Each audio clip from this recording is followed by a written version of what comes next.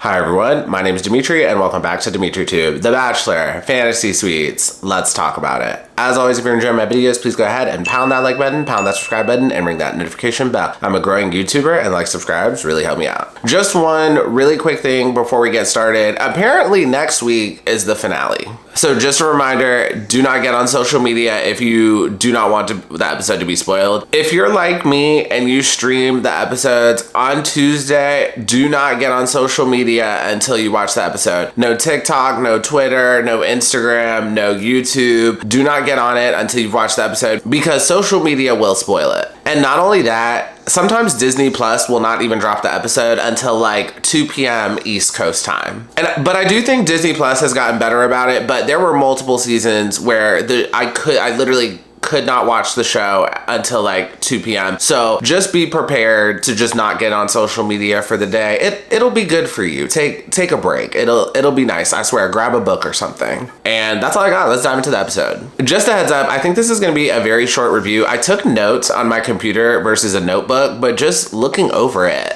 I don't have a lot of notes for this episode. The episode starts and we are in the Dominican Republic. I think it's Punta Cana. I don't know if the whole episode was in Punta Cana, but parts of it were, but whatever, we're in the Dominican Republic. And let's talk about Grant real quick. Let me know below in the comments, how do y'all feel about Grant's chest tattoo? Let me know below in the comments. So I normally love tattoos, but his tattoo just looks a little trashy to me. It looks like he got it done as soon as he turned 19 and got a little bit of money. I don't know what it is. Maybe because it's stars. It just looks a little trashy to me. I don't know. Next, Grant says he considers the DR his second home. And y'all, I get it. He needs to sell the fantasy. We are at the Secrets Tides Punta Cana. I get it. We got to sell the resort. We got to sell the fantasy. But this man speaks no Spanish, and we later find out, I don't think he's been to the DR that many times, but we do find out one of his grandparents was Dominican. And I'm not gonna dive too deep in this because I'm so tempted to read him, but I'm just gonna assume he's third or fourth gen. Is that what it's called? It sounds like to me his grandma was probably born in the Dominican Republic but came to the States when she was little. So now Grant is third gen. And not only that, it sounds like she married an American as well. So that would track.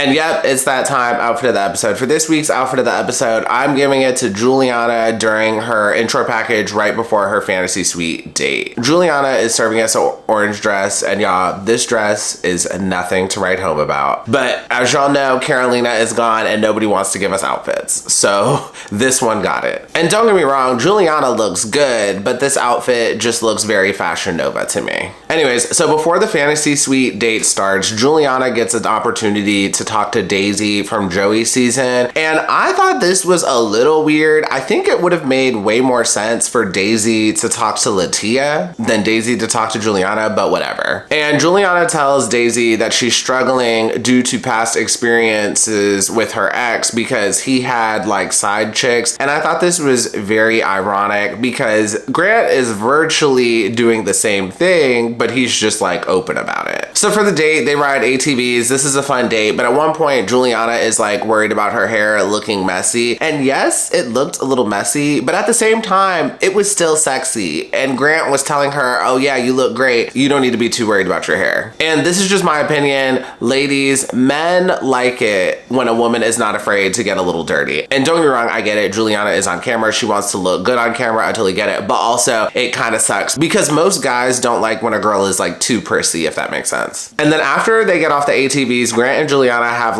a short conversation, and Grant is talking about their relationship and just his experience with the Dominican Republic. And at one point, Juliana basically responds and said, yeah, that's great, but I know there's other women. And as y'all know, we have seen this so many times. Juliana, this is Fantasy Suites. Just focus on you and him and focus on your relationship. You cannot control the other women he's dating. You can't control that. So there's no reason to focus on that now. But I get it. She's worried about the other contestants. After that, we move on to the night portion, and Juliana serves us this very sexy long white skirt with like a matching crop top, and she is pulling out all the stops tonight. During the one-on-one with Juliana and Grant, Juliana talks about her ex who she dated for 6 to 7 years, and he cheated on her multiple times. And during this one-on-one, I just felt like Juliana was pulling out all the theatrics, and it almost got to a point where it sounded like she almost wasn't even ready for this. It almost sounded like she wasn't over her ex. And at this point, I am rooting for Juliana. I want her to win the show, but I don't like that she keeps bringing up this toxic ex she had. I just do not think it's a good look when a woman talks about a man who cheated on her multiple times, but she still decides to stay for 6 to 7 years. It's like, yeah, girl, I know he cheated on me 4 times, but it's different. He's gonna change. He told me he was gonna change. And yes, I know it is difficult to break up with someone and to move on, but I would rather do that than have a man continually make me look like a clown. And then towards the end of the conversation, Grant gives Juliana a Polaroid photo of them during her hometown date. They were like holding pizzas and he was holding flowers, getting ready to meet the family. And I just absolutely love that moment. I will say, a man giving a Polaroid like that to me, it would have worked on me. I would have beelined straight to the fantasy suite after that. And then when Grant and Juliana were heading to the fantasy suite, from what I remember, they were having some pretty hot makeouts, and I was just like, wow, Juliana is like, oh, I'm getting over this toxic ex tonight. So then fast forward to the next morning, Grant looked pretty tired to me, but in general, do y'all think Grant just looks tired, or do you think Juliana wore him out? Because I do think Juliana probably wore him out last night. And later on, she does admit that she likes to yap, so I'm assuming she probably kept him up later than she wanted. And not just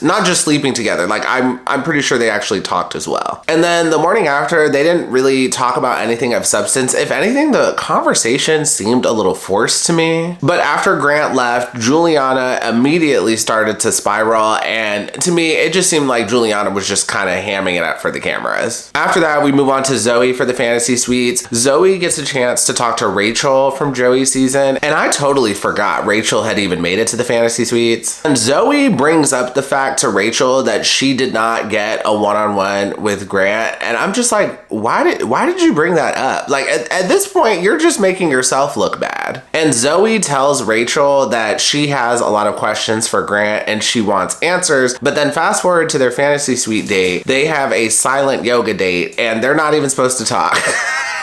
And this was an absolutely terrible date. So they do tantric yoga all the time on this show, but this was like a silent yoga. And like, I've been doing yoga for years and I consider myself pretty good at it, but even I still listen to a good amount of the instructions. So I can only imagine 2 newbies doing it and they're getting no instructions. They're just doing it in silence. And not only that, Grant and Zoe had a fair amount of distance between them and the instructors. I'm pretty sure it was due to filming, but like not having instructions, also having to look off kind of far away to figure out what you're doing, that would have just been very annoying. After that, we move on to the night portion of the date. Grant and Zoe talk about the fact that Zoe didn't get a one-on-one again. And at this point, y'all just need to move on. Like, why do we keep bringing this up? Not only does this make Zoe look bad, but also if you've made it this far in the competition, don't even focus on that. Focus on moving forward. I know it sucks, but at this point, you can't keep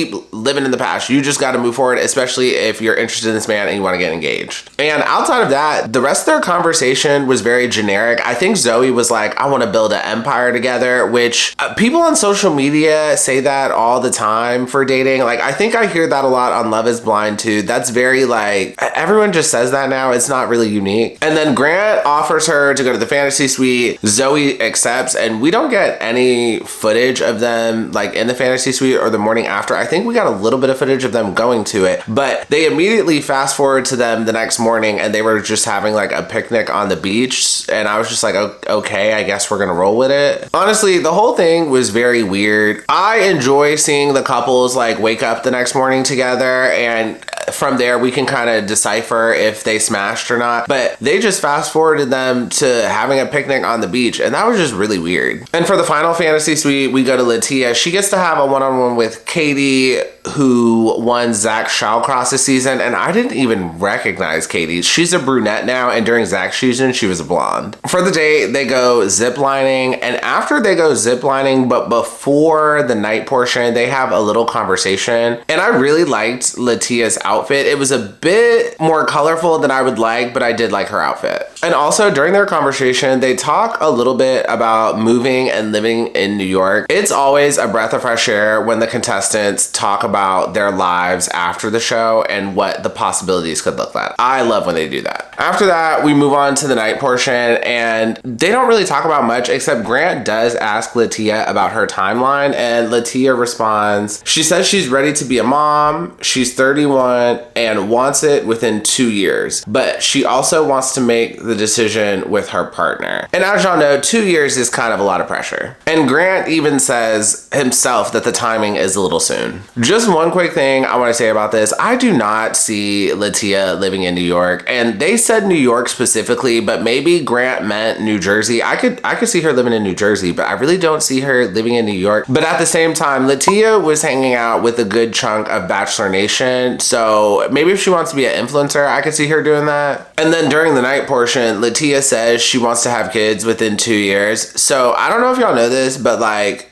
nowadays you basically have to be independently wealthy to have kids in New York. Like, I live in Washington, D.C., and I wonder how people here make kids work. And I know New York is even worse. And like, Grant lives in Texas, and I'm pretty sure she lives in Salt Lake City, and it would just make way more sense for them to be together there and have kids. And like I've said before on a previous review, the more we learn about these two, the more we just hear about how their lives just would not work together. After that, Grant offers Latia the fantasy suite card, and Latia initially like kind of turns it down because there are other people, and she says sex is absolutely not on the table for her. And then Grant responds basically like, it's whatever you want to do. And then he also says he loves her, and Latia reciprocates, and they still end up going to the fantasy suite. And in general, Grant is really making it seem like she's number one. And then the next morning, Grant is possibly regretting saying I love you, admitting that he possibly did it too soon. He says he's falling for multiple people. And then we move to the rose ceremony. Zoe gets eliminated, shocker, and we are left with Juliana and Latia for the final two.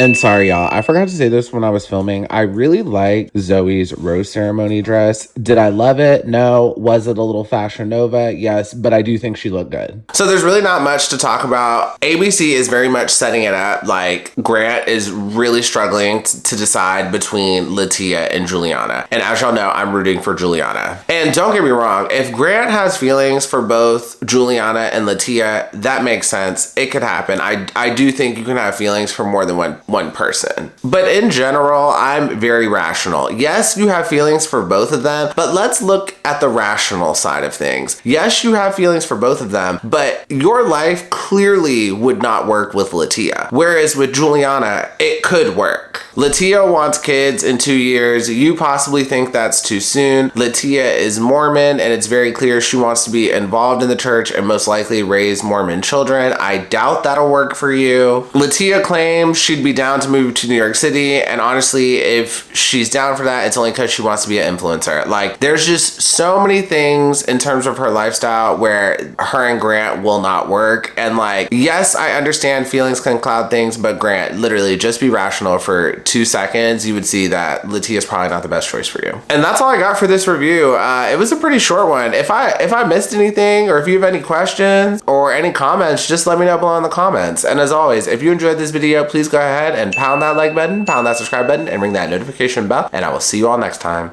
Have a good one. Bye.